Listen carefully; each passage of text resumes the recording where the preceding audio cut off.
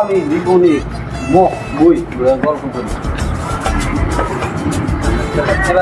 ল বন্ধু, দুইজনের বাপের হলে একটু গল্প করি। ক তুই ক।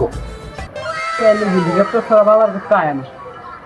আর জানুস বন্ধু, আমার বাপি দিদিনকা বাজারে গেল, বাজারতে চিলিং দিয়ে আমাকে ঘরের টিনের চালের উপরে সংজ্ঞা দিয়া নামছে।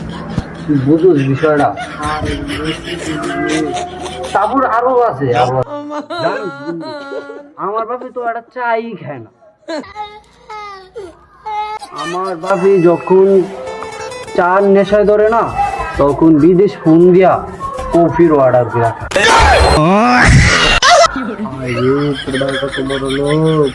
তোর বাপি আমাদের বন্ধু বল বন্ধু বল। আমার বাপে হেলিকপ্টার দিয়ে দুবাই যায় চা খেতে।